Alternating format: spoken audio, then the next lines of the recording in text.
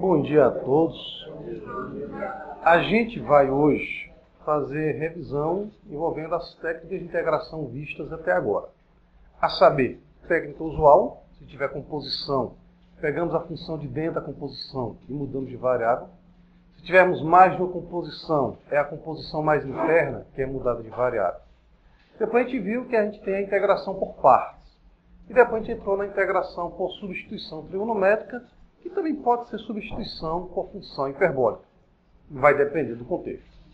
Então, a gente focou mais as técnicas, porque as aplicações vão simplesmente cair em uma das técnicas. Por exemplo, encontrar o comprimento de arco para essas duas funções. Uma é uma função polinomial de segundo grau, x², e a outra é a função exponencial, mais precisamente, e elevado a menos x. Ora, qual é a fórmula do comprimento de arco? Por que eu pensei em comprimento de arco? Por que eu pensei em volume? Porque o enunciado é bem claro. Encontre o comprimento de arco. Ora, já foi deduzido para vocês que o comprimento de arco vai ser integral de A até B, mas no nosso caso, em ambas as funções, nós vamos de 0 até 1. Então vai ser integral de 0 até 1 da raiz quadrada de 1 mais o quadrado de f' de x. Ok? Esta é a formulazinha do comprimento de arco. A maneira que a gente tem de memorizá-la é só comparar com o teorema de Pitágoras. Ok? Então, volume, rotação em torno de 2x. Volume, área da base da altura. No nosso caso, é a área, realmente a área da base, sendo o raio fazendo o papel da nossa função fx. Rotação em torno do eixo y. A minha área em questão faz sentido como uma área lateral. Aí fica 2πx f de x. E, para o comprimento de arco, a maneira que a gente tem de memorizar é compará-la com o teorema de Pitágoras. Ok? Bom, então para o item A, a nossa função em questão é x². Por conseguinte, vou fazer 3 passagens em uma, porque isso aqui vocês já foram preparados em aulas anteriores. Tá certo? Então, vamos preparar essa integral. Primeiro vamos derivar. Quem é derivado de x²? 2x. Depois vamos elevar ao quadrado. Quanto fica 2x²? 4x². Depois somar 1. Então, o nosso comprimento de arco em questão vai ser a integral de 0 até 1 da raiz quadrada de 1 mais 4x². Tá ok? Lembrando que, no início do nosso curso, a gente falou sobre o método dos trapézios. Vocês podem usá-lo como um método aqui aproximado. Tá certo? Em última instância, se não souber resolver com métodos exatos, vocês podem usar o método dos trapézios. Ok? Bom, e o que é que eu vou fazer nisso daqui? Vamos precisar encontrar uma função g, aplicá-la em 1, que é o nosso limitante superior, aplicá-la em 0, que é o nosso limitante inferior, e depois fazer a diferença. Mas quem é g? G é simplesmente a integral indefinida. Isto é a integral de 1 mais 4x². Ok? Bom, como é que a gente faz para resolver isso daqui? Reparem que já apareceu o número 1. Né? Ou a gente opta para esse tipo de integral por substituição trigonométrica, ou a gente opta por substituição hiperbólica. Qual é a melhor opção? Resposta: vamos analisar. Então eu vou testar uma. Se a integral que cair for uma integral de fácil resolução, então a gente vai usar essa daí. Se a integral que cair for uma integral um pouco mais trabalhosa, a gente opta pela outra substituição. Se a outra integral for mais trabalhosa ainda, a gente volta para a primeira. Tá certo? Então é tentativas e erros. Só lembrando que para melhorar aqui a nossa visualização, vocês concordam comigo, se não concordar também não tem problema, que 4x² é a mesma coisa que o quadrado de 2x? Concordam? Então, ou eu faço duas substituições, isto é, primeiro chamo 1 de 2x para visualizar 1 mais u², e depois faço uma outra substituição, trigonométrica e hiperbólica, ou eu já vou fazer a substituição aqui direto. Tá certo? Como assim? Eu quero eliminar esta raiz quadrada. Por que queremos eliminar? Porque se a gente chamar 1 mais 4x ao quadrado de um certo z, ao derivarmos, vai aparecer z dz. Ora, x dx. Então eu vou precisar ter o x multiplicando. Não tem problema. A gente multiplica e divide por x. Mas se a gente multiplicar e dividir por x, para que, a menos de uma constante, apareça o nosso tal dz, quando eu tiver o x no denominador, eu vou ter que lembrar que 1 mais 4x2 é igual a z. Conclusão, x, a mesma constante, vai ser raiz quadrada de 1 menos z. Traduzindo, a raiz quadrada vai continuar no nosso problema. Está claro isso? Escrevam até aqui, por favor. Bom, então chegamos nisso daí. Chegamos em 1 mais variável ao quadrado. Qual substituição a gente pode fazer? Resposta. Não é a artigo definido, mas é uma artigo indefinido. Que eu posso optar por substituição trigonométrica, a saber, chamar 2x de tangente de alguma coisa. Por quê? Porque 1 mais tangente ao quadrado gera secante ao quadrado. Ou eu posso optar por fazer substituição hiperbólica, a saber, chamar 2x do seno hiperbólico de alguma coisa. Daí ficamos com 1 mais seno hiperbólico ao quadrado, e a raiz quadrada de seno hiperbólico ao quadrado dá cosseno hiperbólico. Está claro isso? Como aparentemente as hiperbólicas são mais tranquilas, eu vou optar pela substituição hiperbólica. Ou seja, de novo, no encontro passado foi fornecido para vocês uma tabelazinha explicando todo o beabá. Recomendo que os senhores e as senhoras deem uma olhada, tá certo? Na altura desse campeonato não dá mais para a gente ficar mais fazendo todo essa construçãozinha não. Então, seja 2x igual ao seno hiperbólico de u. De novo, a motivação foi toda ela explicada no encontro passado. Tá bom? Então, seja 2x igual ao seno hiperbólico de u. Por quê? Por que isso? Com efeito,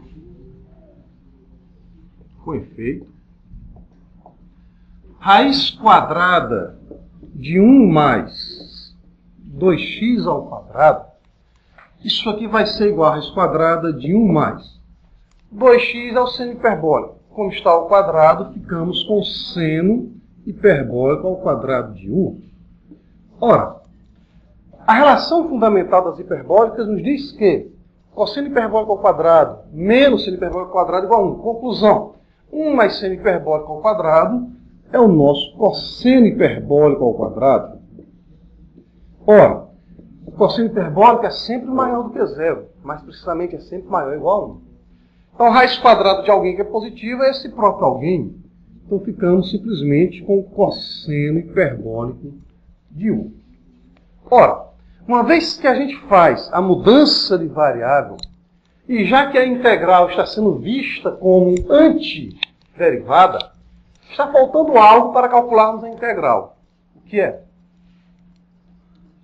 Uma vez que a integral é vista como antiderivada.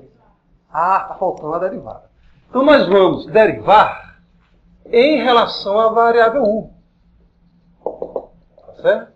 Vamos derivar em relação à variável u. Quem? A expressão 2x igual a seno hiperbólico de u.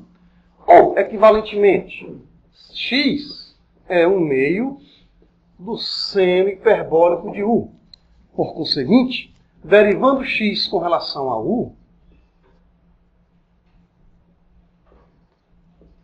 nós vamos ter derivada da constante vezes a função, é a constante, 1/2, vezes a derivada da função. Quem é a derivada do seno hiperbólico de u? Cosseno hiperbólico de u. Por conseguinte, quem é 2x? Bom, quem é dx? 1/2 do cosseno hiperbólico de u deu. Então, o que é que vai acontecer então? A nossa integral passa a ser a seguinte integral. Onde tem a raiz quadrada, a gente coloca cosseno hiperbólico de u. Vezes. Onde tem o diferencial dx, vamos colocar 1/2 do cosseno hiperbólico de u deu. Traduzindo, nós vamos ter que calcular a integral do cosseno hiperbólico ao quadrado. Tá certo? Então, se a gente optar por fazer uma substituição hiperbólica, vamos cair na integral do cosseno hiperbólico ao quadrado. Vou dar um tempo para vocês copiarem. E depois a gente vai ver o seguinte. E se a gente optar pela substituição trigonométrica? Qual integral vamos cair? Então, a gente vai comparar qual das integrais vai ser mais acessível para ser resolvida. Está claro isso? Se for indiferente, a gente escolhe qualquer uma delas. Copiem, por favor. Pois bem. Então, esta é a opção via função hiperbólica que gera integral do cosseno hiperbólico ao quadrado. A gente já sabe que é a integral do cosseno ao quadrado. Do cosseno hiperbólico ao quadrado a gente não deduziu. Mas a gente sabe que a menos de um sinal vai ser a mesma coisa. Vamos testar agora a escolha por uma substituição trigonométrica. Então, faça 2x igual a tangente de z. Por que tangente de z? De novo, olhem para o quadro resumo de vocês. Mas a ideia básica é porque a raiz quadrada de 1 mais 2x ao quadrado, isso aqui vai ficar com a raiz quadrada de 1 mais. Se 2x estamos chamando tangente de z, ao elevarmos ao quadrado, ficamos com a tangente ao quadrado de z. Ora, de 0 até 1, que é o nosso domínio de integração, a gente está no primeiro quadrante. Primeiro quadrante, tangente é positiva. Tá certo? Então vamos lá. 1 mais tangente ao quadrado gera secante ao quadrado. Raiz da secante ao quadrado vale secante de z. Tá ok? Bom, mudou de variável? Mudou. Tem que derivar. Derivando x igual ao meio da tangente de z. Em relação à variável z, nós concluímos o seguinte, que dx dz será derivada da constante vezes a função é a constante, 1 meio, vezes a derivada da função, derivar tangente, que vale secante ao quadrado de z. Conclusão, quem é dx? 1 meio da secante ao quadrado de z dz. Então, a nossa integral, outrora, raiz quadrada de 1 mais 4x2 vai ficar. Onde tem a raiz quadrada, colocamos secante. Vezes. Onde tem dx, colocamos 1 meio da secante ao quadrado de z dz. 1 meio é constante, é para fora. Então, a gente fica com 1 meio da integral da secante ao cubo de z dz. Ora, se a gente não tivesse deduzido essa daqui, reparem que a opção seria direto pelas hiperbólicas, então cair com a potência ao quadrado. Só que essa daqui, gente, já foi deduzida. Quem é ela?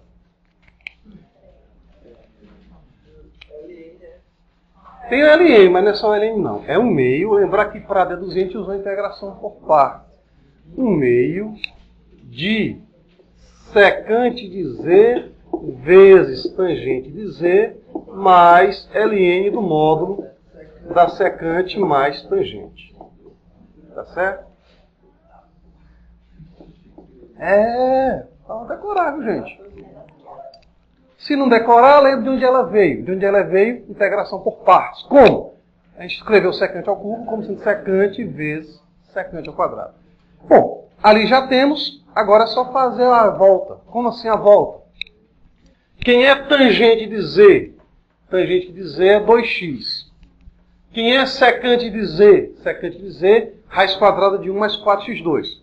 Aí vai ficar a função aplicada em 1, a função aplicada em 0, faz a diferença. Então vocês têm condições de fazerem as conclusões. O item B trata da função e elevado a menos x. O item B, a nossa função em questão é elevado a menos x. De novo, comprimento de arco. De novo, de 0 até 1. Então nós vamos preparar a expressão 1 mais derivada da função ao quadrado.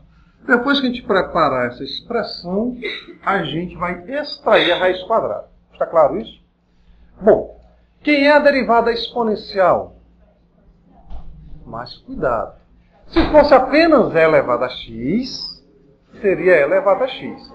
Mas eu tenho e elevado a kx. Então a derivada de e elevado a kx é k vezes E elevado a kx. Mas a gente não completou. A exponencial é elevada a uma variável ou a uma variável independente? Faltou a complementação. Né? Ficou no molho a garganta. Tá certo. Então, a gente reconheceu, fica C ou C. Então, a derivada da exponencial ela própria. Mas se for a derivada de E elevada a alguma coisa, E elevada a alguma coisa vezes a derivada daquela coisa. Só torcemos para que a coisa não seja muito feia. Pois bem, F' é menos E elevado a menos x. Ao quadrado fica E elevado a menos x ao quadrado ou E elevado a menos 2x. Tá ok? Então essa expressão vai ficar raiz quadrada de 1 mais E elevado a menos 2x. Tá claro, gente? Raiz quadrada de 1 mais E elevado a menos 2x. Bom, acontece que a gente pode e deve melhorar um pouco essa nossa escrita. Por definição, quem é A elevado a menos B? 10 a menos 3 eu posso escrever como? 1 sobre 10 a terceira. 2 a menos 18. 1 sobre 2 a 18. E elevado a menos 2x, concordo que a gente pode reescrever como sendo 1 sobre E elevado a 2x. Concordo? Beleza. Pois bem, continuando a fazer as manipulações, nós temos dentro da raiz uma soma de frações. Como é que a gente soma frações? Tira o mínimo, não é isso? Então a gente fica com raiz quadrada de E elevado a 2x mais 1 sobre E elevado a 2x. Ora, a exponencial é sempre positiva. Logo, ela mais 1 é sempre positiva. Raiz de coisas positivas é o produto. Raiz de A sobre B é a raiz de A sobre a raiz de B quando A e B são positivos. Tá certo? Nos reais. Então, a gente pode reescrever isso da seguinte maneira. É a raiz quadrada de 1 mais. Lembrar que E elevado a 2x é a mesma coisa que o quadrado de E elevado a x. Concorda comigo? Mesmo que eu não quisesse me lembrar, eu estou sendo forçado a lembrar disso a partir daqui. Está claro, gente? Então fica 1 mais E elevado a x ao quadrado. O denominador então vai ficar com a raiz quadrada de E elevado a x ao quadrado. Ora, ficamos então com 1 mais E elevado a x ao quadrado. Raiz quadrada de A ao quadrado fica quem? Sendo A positivo, o próprio A. Né? Então ficamos com E elevado a x. Bom, e agora? Vou dar um tempo para vocês copiarem. Vamos então para a nossa integral. Então queremos a integral de 0 até 1 de raiz quadrada de 1 mais E elevado a x ao quadrado dividido por E elevado a x dx. Então, pelo tal teorema fundamental do cálculo, basta que eu resolva essa integral indefinida e vá aplicá-la no limitante superior 1, aplicá-la no limitante inferior, no caso 0, e fazer a diferença. Mas como é que eu resolvo essa integral? Copiem primeiro. Bom, a gente vai resolver essa integral indefinida. Detalhe, a gente só fez todos esses procedimentos para ficarmos com a expressão mais simplificada possível. Nada nos impediria de ter feito a substituição já a partir da exponencial negativa. Mas devemos ter esse detalhe em mente, que a derivada de E elevado a menos x, que a derivada de E elevado a kx é k elevado a kx. Cuidado, que alguns dos senhores, na nossa terceira avaliação, confundiram a derivada com a integral da exponencial. E vice-versa, confundiram a integral com a derivada. Tá certo? Então, quem é essa função g? A função g é a integral da raiz quadrada de 1 mais E elevado a x ao quadrado dividido por E elevado a x dx. Em resumo, a gente tem uma composição dentro da nossa composição? Tem. que a composição principal, ou mais externa, é a raiz quadrada do fulano. Só que a gente tem uma composição dentro. Então o que a gente nota? A gente nota que a gente tem 1 mais variável ao quadrado. Então vamos preparar essa nossa integral. A ideia inicial é, vamos chamar U de E elevado a x, que é essa expressão de dentro da composição. Está claro isso? Derivando U com relação a x, lembrar que a exponencial é a única função não nula, cuja derivada é ela própria.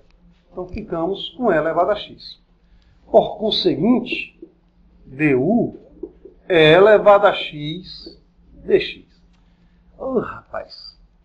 Se fosse E elevado a x dx, em vez de ser dx sobre E elevado a x, já teremos resolvido o problema. Concorda comigo? A gente ficava com a raiz quadrada de 1 mais u ao quadrado du, e essa integral a gente fez no problema anterior. Só que aí, eu não tenho a exponencial multiplicando o diferencial. O que eu tenho é a diferencial sendo dividida pela exponencial.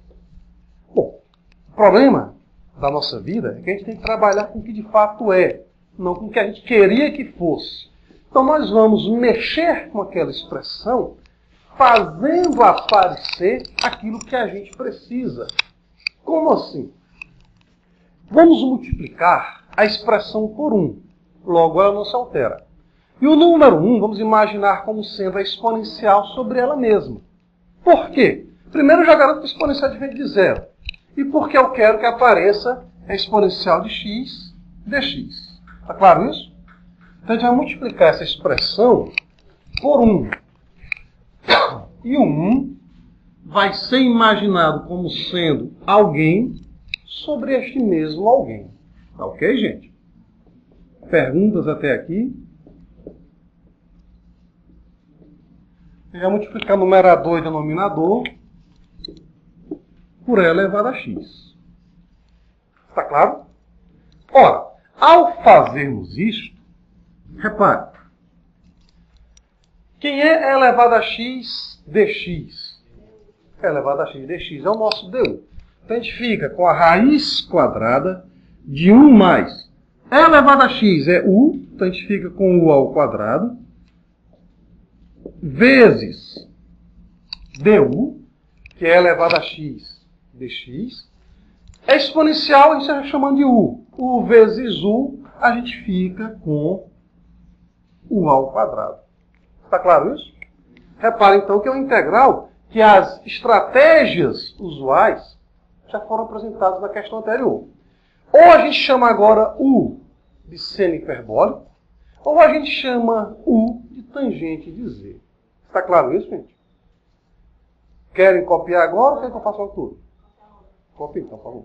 Bom, quando estamos mais familiarizados com as trigonométricas, vamos testar logo a trigonométrica, ver se vai dar algo conhecido. Se não der, aí a gente vai depois testar a hiperbólica, tá ok? Então vamos lá. Qual foi a estratégia que a gente já viu? Vamos chamar U de tangente de Z. Mas por quê? Porque 1 mais U ao quadrado fica 1 mais tangente ao quadrado. 1 mais tangente ao quadrado é secante ao quadrado. Raiz da secante ao quadrado vira secante. A gente tira a raiz. Tá claro? Então, se U for 1 mais tangente, isso aqui implicamos em duas coisas. Raiz quadrada de 1 mais U ao quadrado passa a ser a secante de Z.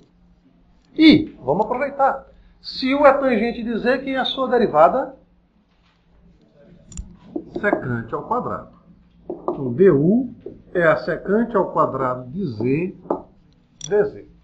Estamos reaproveitando o que foi feito na questão anterior, tá bom? Bom, só que tem uma diferençazinha desta integral para aquela. Quem é? É o tal do u ao quadrado no denominador. Então, esta raiz quadrada, 1 mais u ao quadrado, nós vamos substituir por secante de z. Então, a gente fica com a secante de z vezes. O diferencial du é secante ao quadrado de z dz. E quem é o ao quadrado? O ao quadrado fica tangente ao quadrado.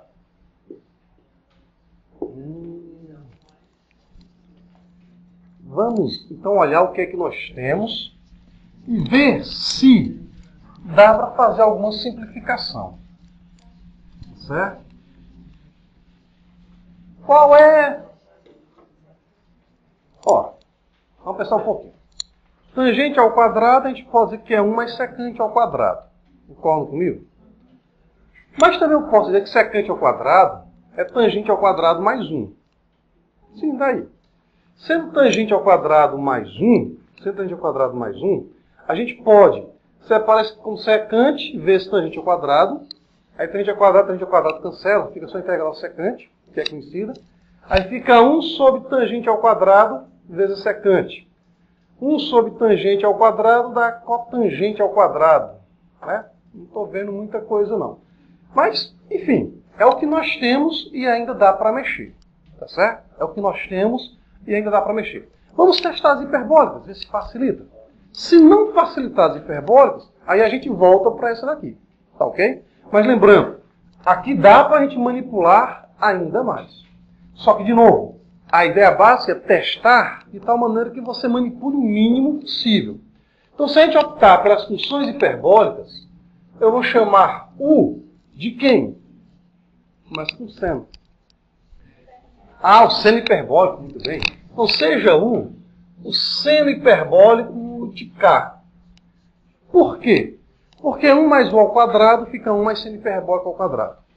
1 mais seno hiperbólico ao quadrado é cosseno hiperbólico ao quadrado. E a raiz disso daí, raiz de 1 mais U ao quadrado, passa a ser simplesmente o cosseno hiperbólico de K. Queremos a integral, e até agora a integral é antiderivada. Mudou de variável, deriva-se. Derivando U com relação a K, nós vamos ter que du vai ser derivada do seno hiperbólico, que é o cosseno hiperbólico de K, vezes dk. Tá certo? Porque fica du dk igual a fulano, mas dk passa multiplicando. Então, aquela nossa integral passa a ser reescrita da seguinte maneira.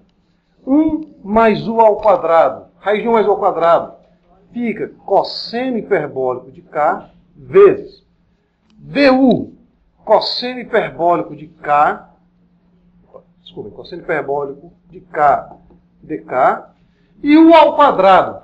Como é seno hiperbólico, ficamos com seno hiperbólico ao quadrado. Bom, ficamos então com cosseno hiperbólico sobre seno hiperbólico. Cosseno hiperbólico ao quadrado sobre seno hiperbólico ao quadrado dá a integral da cotangente hiperbólica ao quadrado. Será que a gente tem algo parecido com a integral da cotangente ao quadrado?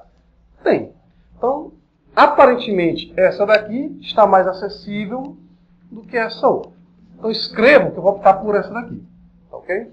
Bom, então nós estamos percebendo que esta segunda expressão é mais acessível do que a primeira. De novo, mais acessível no seguinte aspecto. A gente sabe manipular mais e melhor esta segunda do que a primeira. Mas eu posso optar por resolver pela primeira? Posso. Não tem problema nenhum. Tá ok? Então, essa segunda, das duas, uma. Ou a gente joga logo para a cotangente hiperbólica, ou, se vocês não tiverem muita segurança, a gente faz o seguinte aspecto. Seno hiperbólico ao quadrado é o denominador. O numerador é cosseno hiperbólico ao quadrado. Já posso dizer que cosseno sobre seno é a cotangente hiperbólica, e calcular a integral como a gente fez com a cotangente. Ou, da relação fundamental das hiperbólicas, cosseno hiperbólico ao quadrado é 1 mais seno hiperbólico ao quadrado. Tá ok? Da relação fundamental das hiperbólicas. Aí nós vamos ter A mais B sobre C. Ora, A mais B sobre C fica A sobre C mais B sobre C. Soma de frações. Então a gente passa a ter o seguinte fato. Integral da soma, soma das integrais. Aí nós vamos ter a integral de 1 sobre seno hiperbólico ao quadrado. Ora, 1 sobre seno hiperbólico ao quadrado é o cossecante hiperbólica ao quadrado. Tá certo? Fica 1 sobre seno hiperbólico ao quadrado. Mais seno hiperbólico ao quadrado sobre seno hiperbólico ao quadrado, 1. Então a gente fica com a integral de 1 dk ou simplesmente 1. A integral de dk é o próprio k. Vou colocar na constantezinha, mas lembrar que ela vai já desaparecer quando fizermos as variações.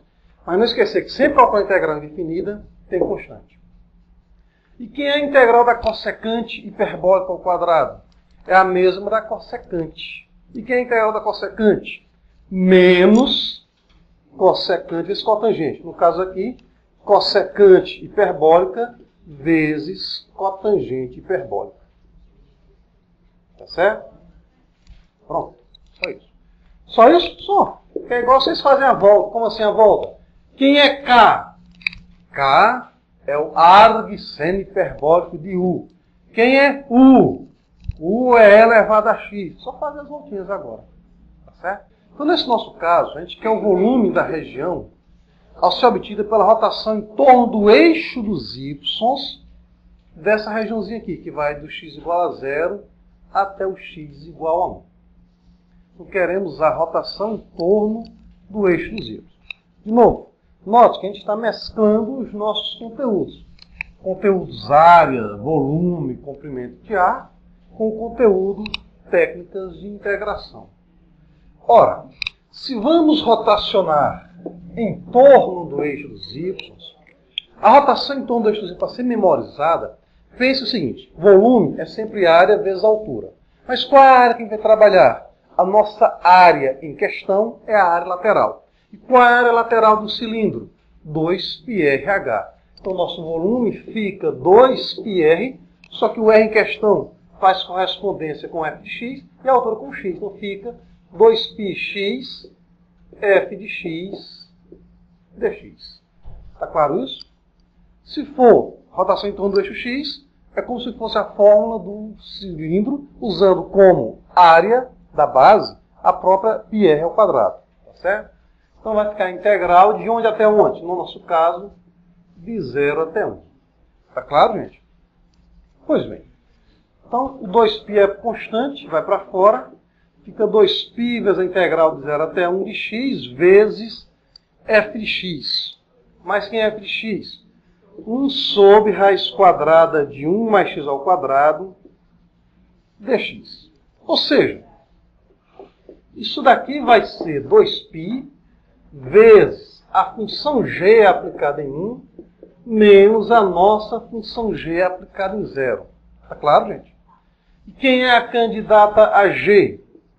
Ora, a função g em questão vai ser uma integral indefinida, que vai gerar isso daqui, x dx, sobre a raiz quadrada de 1 mais x ao quadrado. Aí o que é que a gente faz? O que é que a gente faz? Não faz nada, compra feio? Sai mais caro comprar feio. O que é que a gente faz, gente? Ah! Mas isso daí é a segunda técnica. Qual é a primeira estratégia? Primeira estratégia. Se eu chamar... Não. Derivar é consequência da mudança. A primeira das estratégias é: verifique se a pessoa ou a expressão que está dentro da composição, ao ser mudada de variável, gera um diferencial. Se sim, beleza. Se não, vai para as outras. Foi até a gravação que a gente fez na aula, que a gente fez aquela tabelazinha toda. Então, atenção a isso. Fica errado já colocar substituição trigonométrica ou substituição hiperbólica? Não, não fica. Mas fica bem mais cômodo se chamarmos z de 1 mais x ao quadrado para este caso. Está claro isso? Repare, cada caso é um caso. Primeiro a gente analisa. Não adianta ter só a fórmula. A fórmula é consequência. Se você usar a fórmula resolve, resolve. Mas vai dar mais trabalho. Então, se z for 1 mais x ao quadrado, segue-se que a derivada de z com relação a x vai ser igual a 2x. Conclusão. Quem é dz? 2x dx. E essa integral, ora, essa integral eu posso reescrevê-la da seguinte maneira. Raiz quadrada de 1 mais x ao quadrado é 1 x ao quadrado elevado ao meio. Como eu estou com isso aqui no denominador, 1 sobre raiz de alguém é alguém elevado ao meio. Mas quem é o meu alguém? Z. Então ficamos com Z elevado a menos meio. Está claro isso? vezes... E quem é x dx? X dx dá 1 meio de dz. E aqui você sabe resolver. Raiz quadrada de 1 mais tal quadrado, a gente está chamando 1 mais tal quadrado de z. Fica raiz quadrada de z. Raiz quadrada de z é z elevado a 1 meio.